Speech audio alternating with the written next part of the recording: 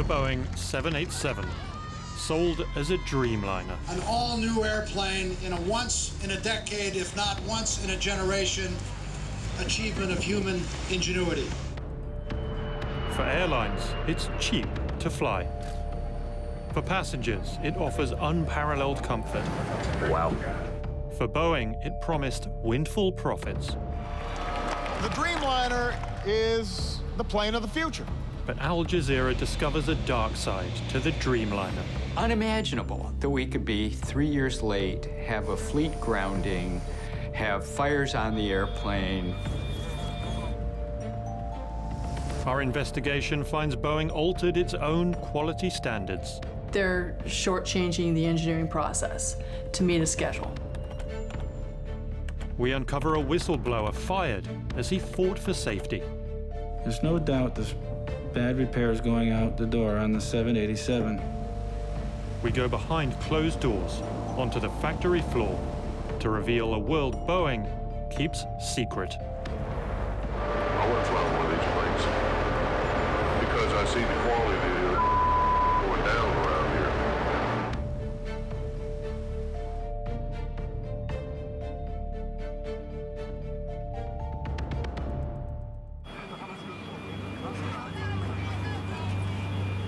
January 16th, 2013, Takamatsu, Japan. A brand new Boeing 787 Dreamliner makes an emergency landing.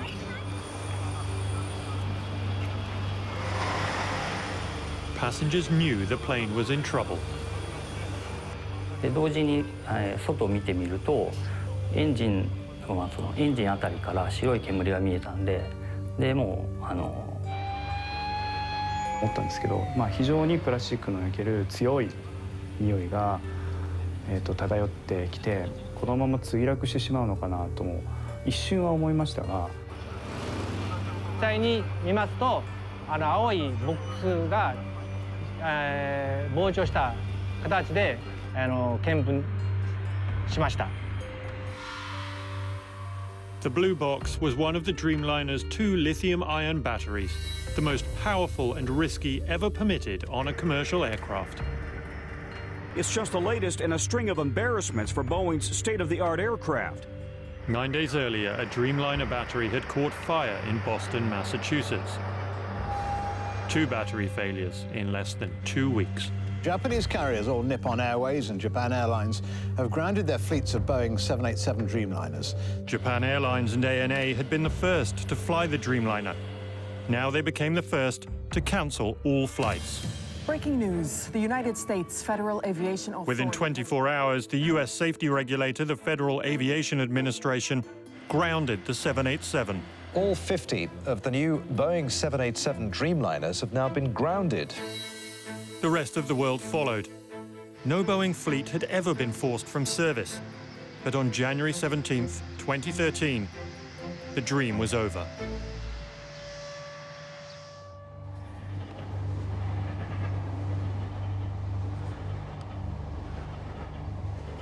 I'm Will Jordan.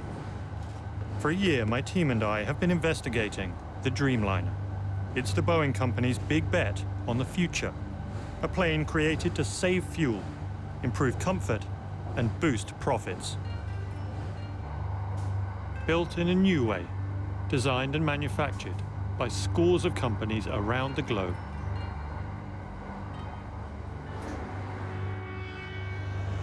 The company that makes the battery is GS Yuasa, based in Kyoto.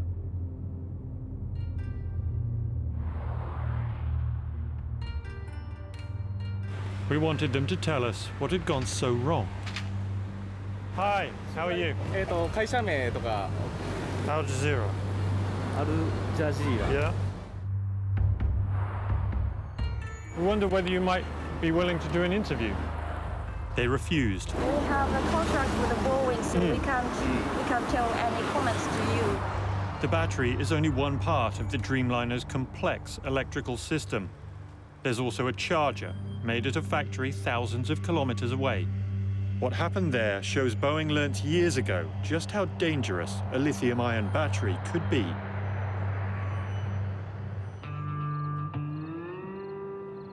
In Tucson, Arizona, we tracked down Michael Leon, an electrical technician.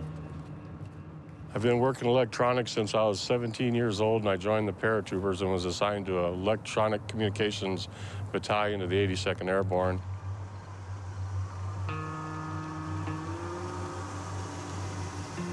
Yeah, this is the first time I've been here since 2007. It's hard to believe that this is what's left of a 3-story engineering structure. On a November morning in 2006, Leon and dozens of other workers clocked in at SECURAPLANE, the company that makes the battery charger.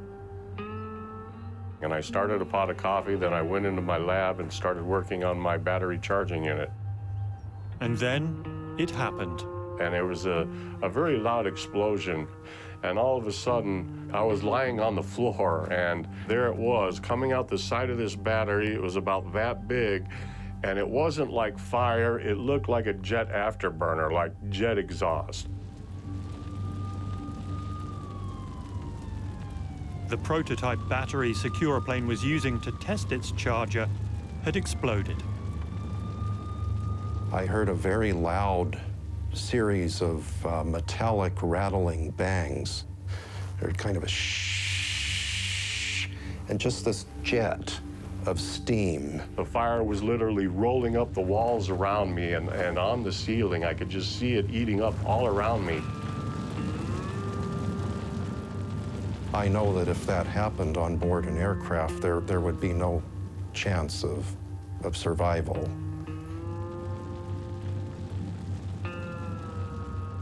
It was the biggest chemical fire in Tucson's history. A 10,000 square foot, 3-story structure burnt to the ground. After my building burned down, after that, they realized very emphatically the danger of this chemistry.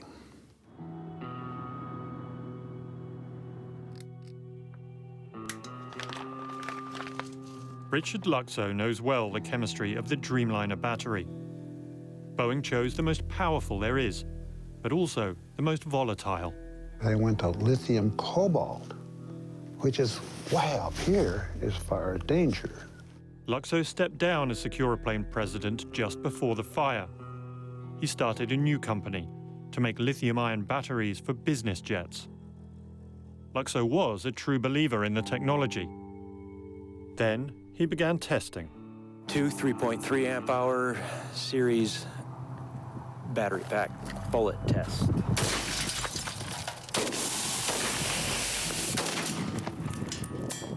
Luxo went beyond even the latest industry guidelines, going so far as to fire bullets into batteries to see if they could be made safe for military applications. Yeah, you can run the test that you feel that you need to meet the requirements to be safe, but you also need to have a conscience that's going to tell you, I want to do the extreme. In the end, testing with a conscience, Luxo couldn't make the batteries meet the requirements. His new company failed. We became proficient in destroying batteries. And the more we learned about it, the worse it got. I mean, oh my God, we kept digging and digging. And we were saying, I wonder what the rest of the guys are doing. Well, I guess we knew.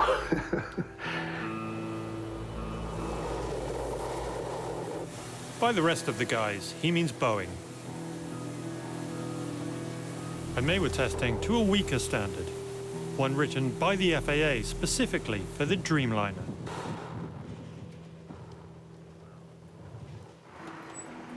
It's the FAA's job to regulate air safety. But when it comes to building airplanes, the FAA delegates oversight almost completely to the aircraft manufacturers. When it comes to the battery and beyond, Boeing largely polices itself. The batteries passed Boeing's tests. In line with the FAA rules, Boeing said the 787 batteries would virtually never catch fire on board an aircraft. Then they failed twice in just 9 days. Boeing has not uncovered the root cause of the failures. It found a workaround, a strong steel case, more insulation, and an exhaust for noxious fumes. Any fire will be impossible because there's not enough oxygen to support combustion. But several leading scientists have their doubts. I don't think it's a sufficient fix. Even inside that steel box with all of its fortifications, all the elements are still there for fire. Despite not knowing the root cause, America's safety regulator, the FAA, was satisfied. And in April 2013, the Dreamliner was back. But this story goes far beyond a burning battery. It begins at Boeing itself. This is it, the first American commercial jet capable of economical transatlantic service, the Boeing 707 Jet Clipper. Since its creation in Seattle nearly a century ago, Boeing had developed a reputation as a world-class engineering company. But in 1997, Boeing changed. It merged with competitor McDonnell Douglas. Two companies with two very different business models. The merger was all about transforming our successful culture and business model into the same business model that McDonnell Douglas had used unsuccessfully. You basically shortchange engineering, you stop doing aggressive new product developments, you run the business for cash. The new Boeing moved its headquarters from Seattle, the only home the company had ever known, to Chicago.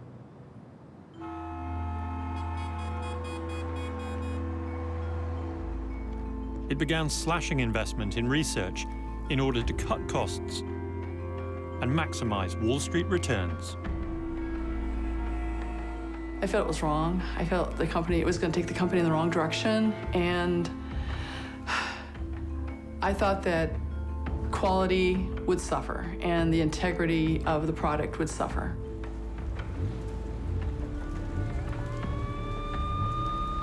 I feel that that legacy and that history and that competence has been hijacked by a bunch of corporate thugs. By 2003, it was time to launch a new plane. But Boeing's new board was reluctant to invest the billions needed. The board made it clear that they wanted this plane made for less money. They wanted it made for $5 billion. They wanted partners to come in to pay the rest. It's expensive. So how do you make that happen? Well, you promise them that you can do it for less, and then worry about the consequences later. Boeing came up with a plan to save itself money. It would push the costs onto its major suppliers. Boeing would call them partners, and they would design and pay for the parts they built. Boeing's job would be to assemble the plane. It was almost as if at times you thought Boeing executives believed, well, maybe they could sit in Chicago and have other companies do things, and they would just rake in the money somehow by putting it all together and putting a Boeing sticker on it at the end.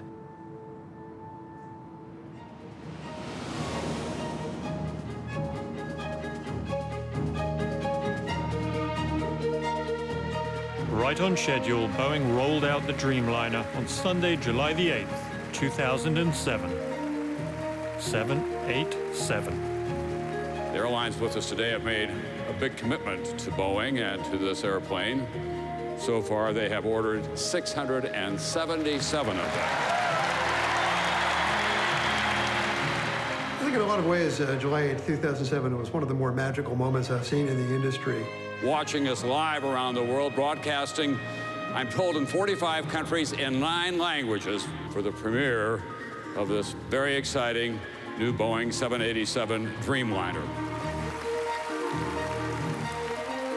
We were all inside the factory with artificial lighting, big stage, Tom Brokaw, huge screens.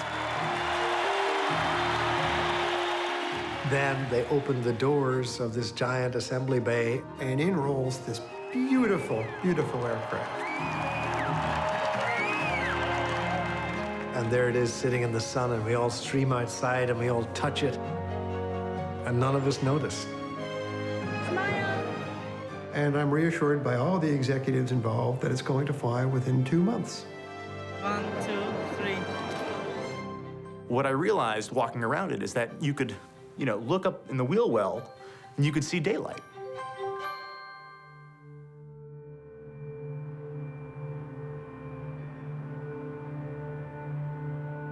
We learned that the whole thing was a sham.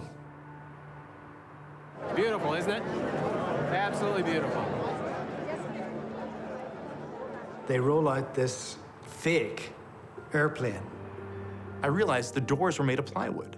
This plane that we were admiring was completely a shell inside.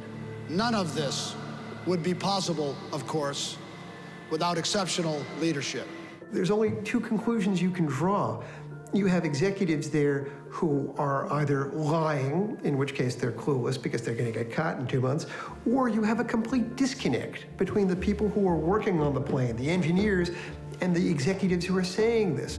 And so to each and every member of the 787 global team, I say thank you, congratulations, and keep up the great work. More than any other single event, it was the big lie, and it was a statement that the Boeing Company is now all about the big lie.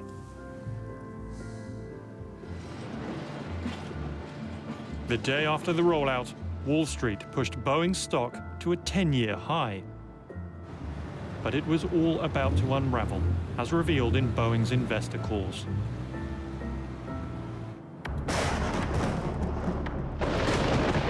Hello, and welcome to our quarterly update on the 787 program. September 2007, Boeing announces its first delay. It's not a failure how the airplane goes together. It's just a really complicated puzzle. October 2007, the 3-month delay becomes 6 months. We wish we didn't have to do this. New kinds of innovation present challenges, and we're doing our best to meet them. October 2009, 6 months becomes 2 years of delays. We know that we can and must do better, and I'm confident that despite our setbacks, we will get the 787 through the flight test program and into the hands of our customers. It just kept getting worse and worse, and it seemed unbelievable. You have to understand, this was unprecedented. There'd never been a Boeing delay in a Boeing program. The sequence of events looked an awful lot like a catastrophe rather than just a manageable series of delays.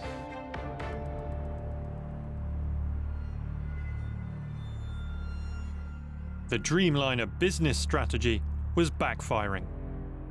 Designed to save so much money, it was costing Boeing billions.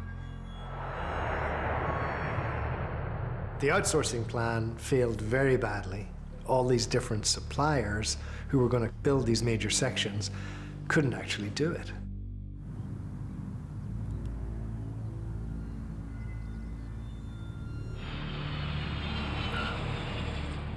To fix the Dreamliner, Boeing dispatched hundreds of quality inspectors to struggling suppliers around the globe, including to its partner Alenia in southern Italy. We are just working through the final part of the process. Alenia would take on the task of constructing the body of the plane, not with aluminium panels, but with composite plastic barrels. The main objective, to lose weight, saving fuel and making the 787 cheaper to run. But no one had ever made anything like this before. Not Boeing, and especially not Alenia. There is nothing comparable with that on the market.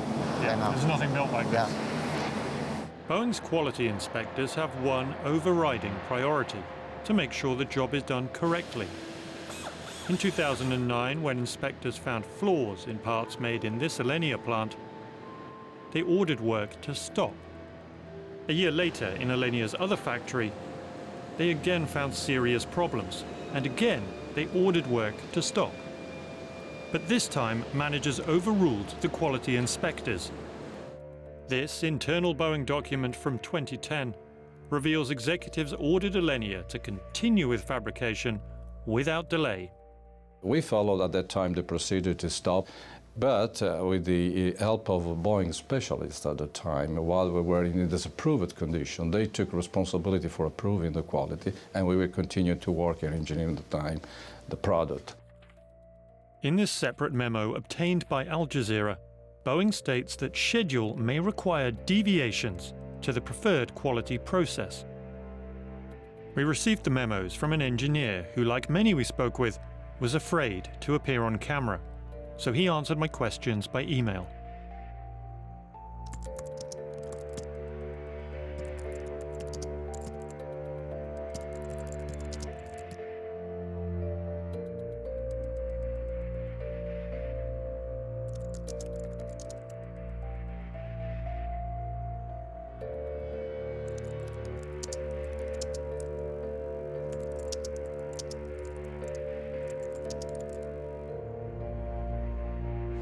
The quality engineer told us deviating from the process compromised safety. Alenia and Boeing said it did not. 6, 7, 8, 9, 10. So I brought the memo to the former president of Boeing's Engineers Union. So my name is Cynthia Cole, C-Y-N-T-H-I-A, last name C-O-L-E. Cynthia Cole spent 32 years at the company, but never on the Dreamliner program. So she had never seen this memo before.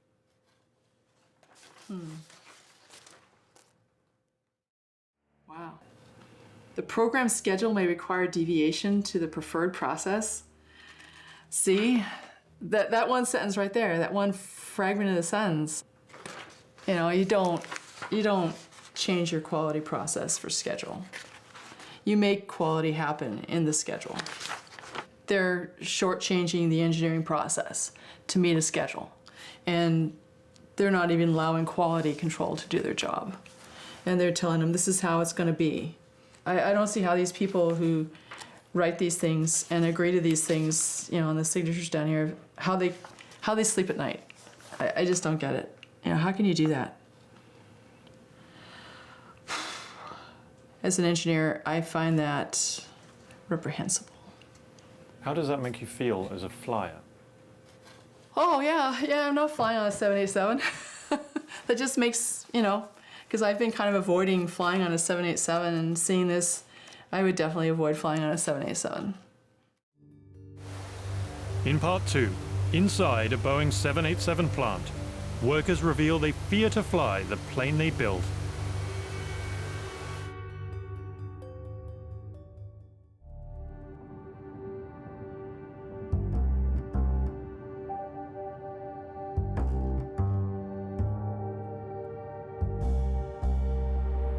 If the Dreamliner represents Boeing's future, then I've come to the place where that future will be built. In this assembly plant in Charleston, South Carolina.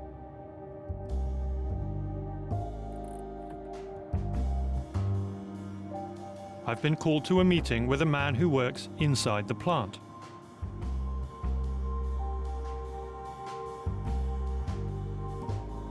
He's taking a huge risk, even talking to me. It's been eating me alive to know what I know, and to have no avenue, no venue to say anything. At his request, we used a different voice. 300 souls on the plane. Their lives, it's bigger than me. We had seen reports of bad workmanship in the plant, but the man claimed the problems go far deeper. With all the problems reported on the 787, there's 90% that's getting swept away, hushed up. It's an iceberg.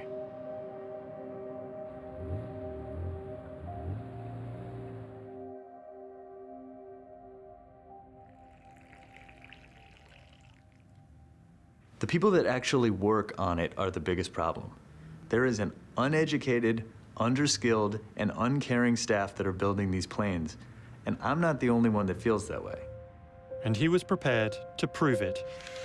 wearing a camera inside the plant to record what some workers said about the Dreamliner.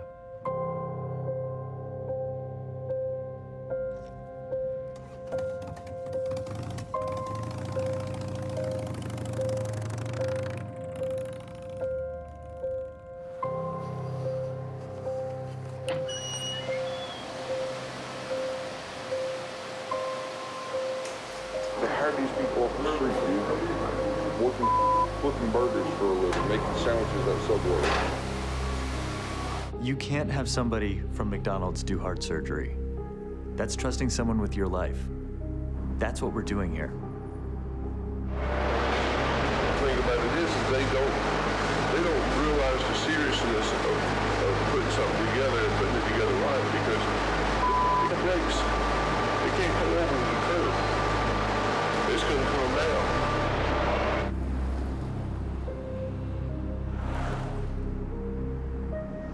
I've seen a lot of things that should not go on at an airplane plant. People talking about doing drugs, looking for drugs. It's all coke and painkillers and what's that other? You can get weed here. It's really good weed here. Really? Like in the plant? Yeah. Like there's someone who has it right now. I could just walk up to them and just... No, I don't know if they have, like, you got to place your order. You got to place your order, right. I have never seen anybody or heard of anybody having to take a random urinalysis. As far as I know, random drug tests just don't happen. They don't drug test nobody. I know they don't. And there's people that go out there and lunch to go smoke one up. Do they? Hell yeah. You know for a fact. Hell yeah.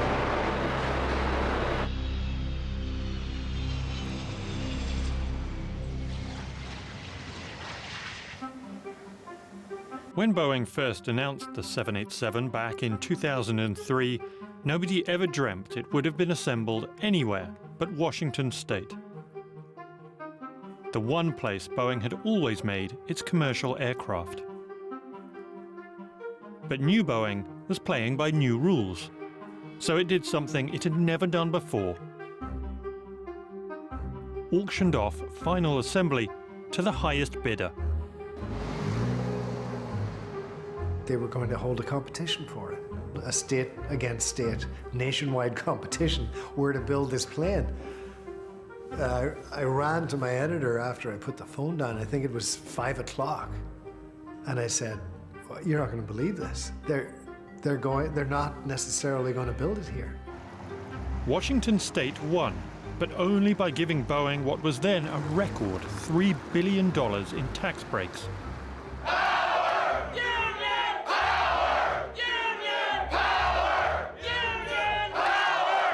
5 years later, Boeing's machinists walked off the job after contract negotiations stalled. The strike cost Boeing billions and added to the Dreamliner's delays. Boeing stock was in freefall amid a global economic crisis. That strike really enraged the top executives at Boeing. And so early in 2009, they made it very clear that they wanted a second assembly line somewhere else. That turned out to be South Carolina. The state offered cheap land and labor. Close to $1 billion in support and no unions. The decision to build the second 787 assembly line in Charleston, South Carolina, was made because of the strike in 2008. They wanted to do it there because they wanted to weaken the union, and they did. Kind of has a shameless feel to it, right? It's very manipulative and not very hometown. It's not the way you treat your people in your community, unless they're not in your community, and unless you see them as a source of gains to be extracted. But for Boeing, leaving behind a world-class union workforce for the greener pastures of a non-union Charleston would come at a price. Work in the plant is significantly behind schedule and plagued by production errors.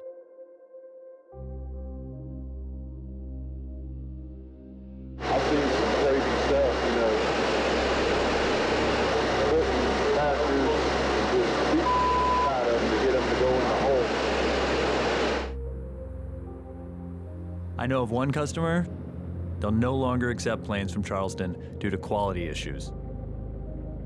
They will only accept final assembly done in Everett, Washington. Every day when you go to work, not only are you doing your job, but you're looking at the previous job to see if someone has messed something else up on that and chose not to tell anyone. That machine malfunctioning there, there's holes up, okay? They just went ahead and filled it. But I've gone ahead and told managers that, and nothing has been done. Nothing. To be sure everything is done correctly and the plane is safe, Boeing has quality assurance inspectors painstakingly check every step of the work. But in South Carolina, this inspector says he only signs off on finished jobs. Here you'll do the whole job and we just final it. You know, and I'm supposed to verify, oh, you checked the hole, you did the sealant, you put in the fastener. I never saw all that. So I'm supposed to final it saying it's good. What a problem I have. You think Everett's better? I think Everett will do what's right and make the plane right. Because of the union, they have to. Here, everybody is being pushed to meet this regardless of quality.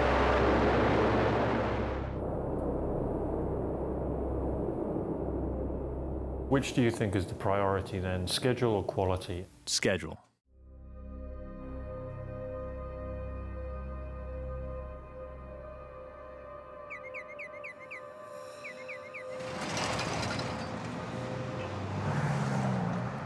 If it's a constant battle between quality and schedule, we found one casualty, hundreds of kilometers from South Carolina in Mississippi.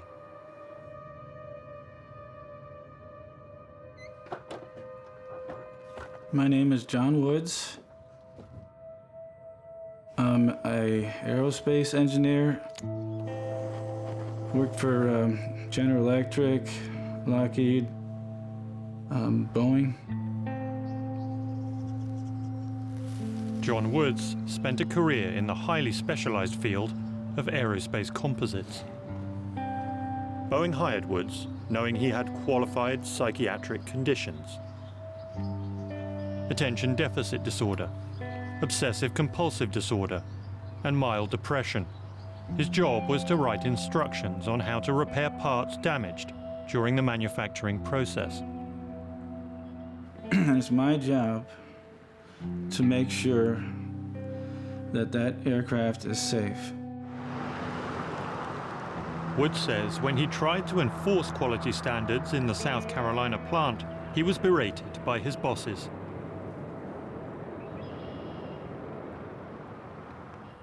In a couple of meetings, there was a group of managers screaming at me to dumb down my work instruction, saying you have to remove requirements from your work instructions. It's going to take too much time.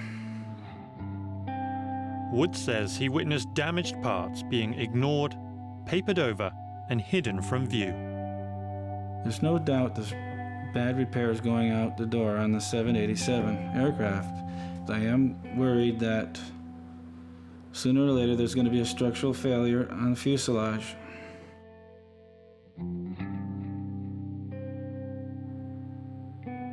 Woods appealed to Boeing's Human Resources Department, claiming he was being harassed for doing his job. Instead of coming to his defense, Boeing managers put Woods under review. Weeks later, they fired him.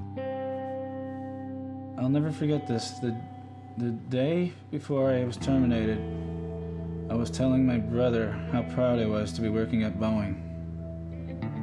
It's true. So instead of saying, thanks for doing a good job, because I thought I was doing what I was supposed to be doing, I had to leave in shame, really. I was embarrassed with my own family.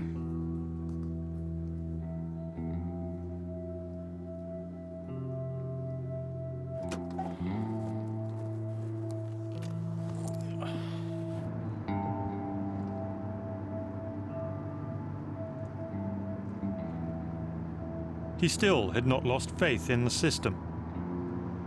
He turned to the FAA. filing a whistleblower complaint. The document alleged 7 serious violations in the South Carolina plant. So I've gotten to the page where they reach their conclusions in their discussion, and what they found is of all the allegations, all but one of them they could not substantiate, and the one that they could substantiate, they asked Boeing to fix it. Boeing said, okay, we fixed it, and then they closed the investigation. And that's pretty much how they all go. I mean, I've seen this so many times. Thank you. Go ahead, take these out what you want.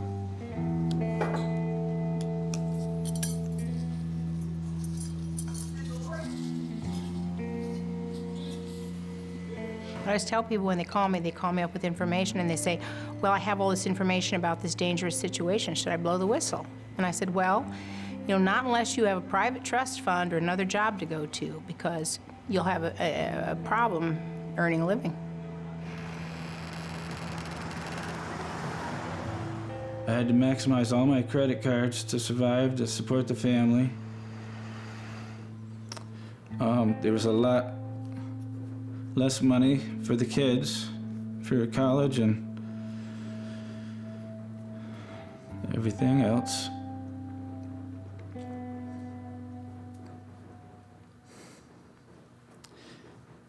And it shouldn't be this hard to do the right thing.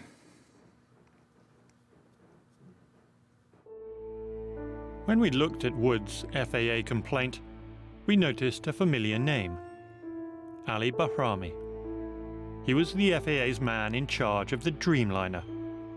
In 2011, 3 years behind schedule, Boeing celebrated final approval for the 787 to fly. And it was Bahrami who signed the order.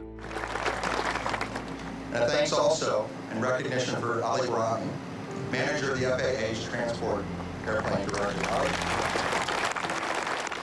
It was Bahrami who signed off on the Dreamliner batteries.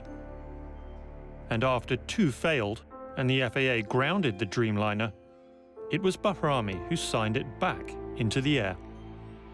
Shortly after that, he retired from the FAA. 2 weeks later, Bahrami was hired as vice president of the Aerospace Industries Association, which lobbies on behalf of Boeing.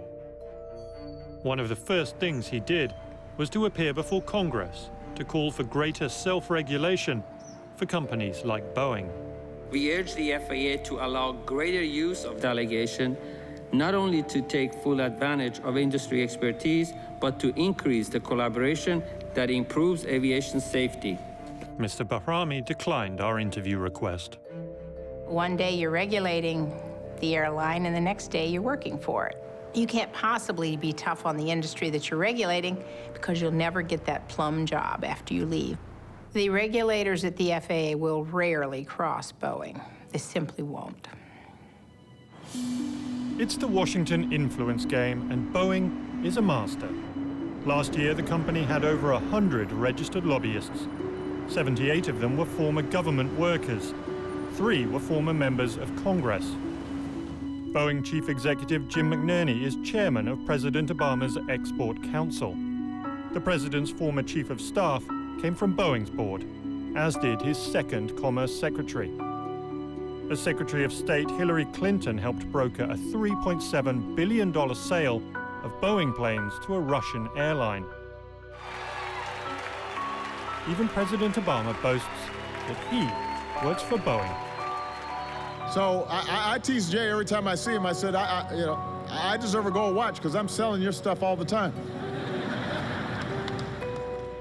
Jay is Jim McNerney. It's clear what Boeing gets from the US government. What's not so clear is what it gives back. Boeing paid no taxes in 2013, no federal income taxes. That's not a unique year. Over the last 12 years, they claimed over $1.6 billion in federal tax refunds, even though they reported $43 billion in U.S. profits. $43 billion in profit, but none of that comes from the Dreamliner, which has cost billions and is years away from making money. All of Boeing's commercial profit comes from older aircraft, those created prior to the Dreamliner, prior to Jim McNerney, and prior to the merger. It has been the top executives and largest stockholders who have benefited most. Boeing CEO Jim McNerney made $27.5 million in 2012. That was enough to pay the salaries of the President of the United States, the Vice President, the 15 Cabinet Secretaries, the 9 Supreme Court Justices, the 7 Joint Chiefs of Staff, and all 100 U.S. Senators. McNerney is set to retire with a pension of close to $250,000 a month. Just before Christmas 2013, Boeing demanded pension cuts from its union machinists.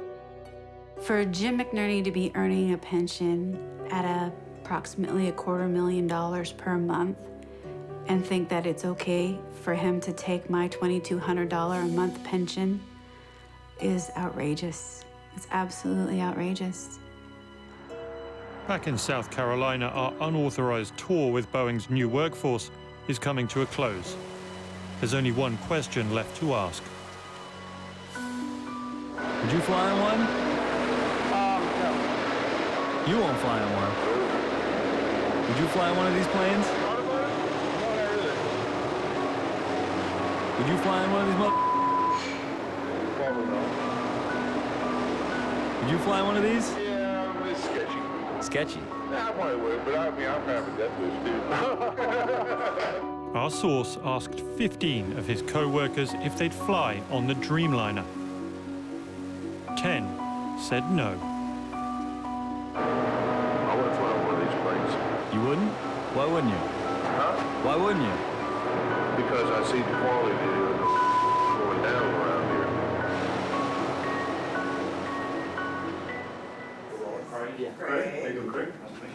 Hi, Mr. Loftis, Will Jordan. I'm sorry, Will? Will Jordan. Workers who fear to fly the plane they build. Quality process apparently loosened to speed up schedule. Workers fired after making safety allegations. We needed answers from Boeing. Right now, we're at a very exciting point in time. We have brought our production rates up to 10 airplanes a month, faster than any airplane in aviation history and to the highest level of any wide-body airplane in aviation history. There's a couple of documents I want to show you here.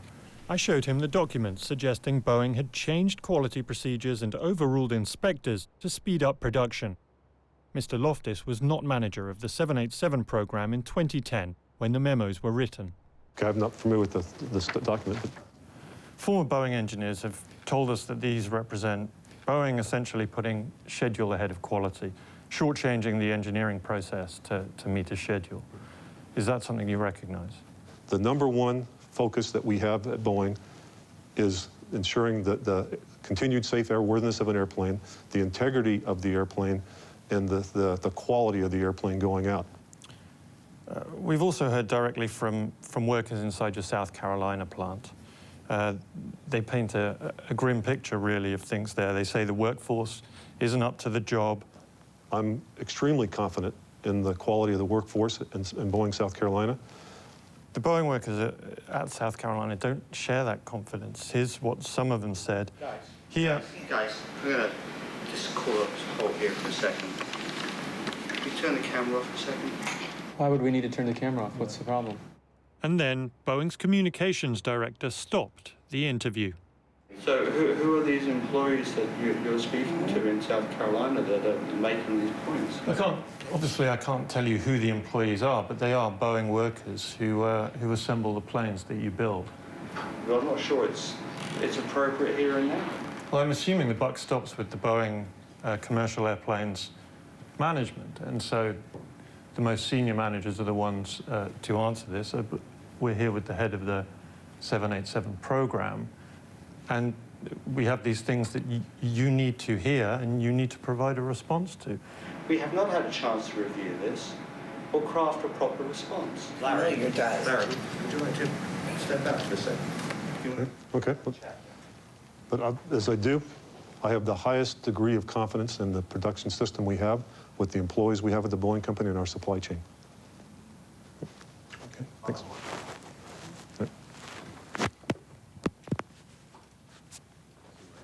Boeing answered our questions in writing, denying it compromises safety or quality.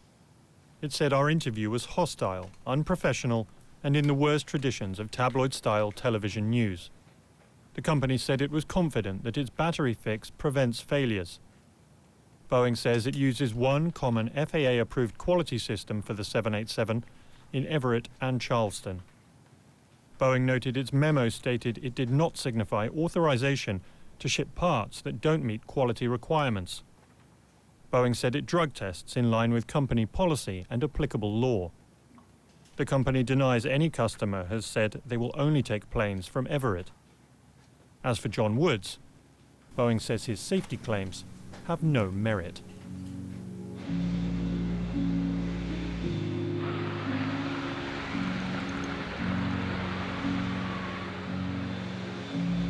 Toronto, May 18, 2014. Air Canada celebrates the delivery of its first 787. This is the modern marketing reality of the Dreamliner. Today represents a huge milestone for Air Canada. We've been waiting a long time for this airplane.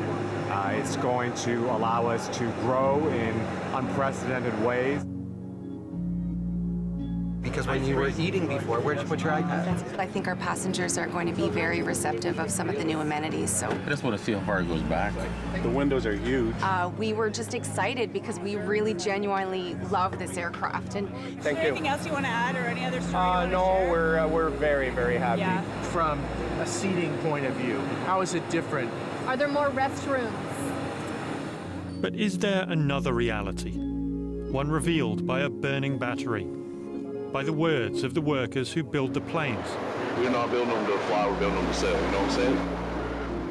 By Boeing's apparent changes to its own quality protocol.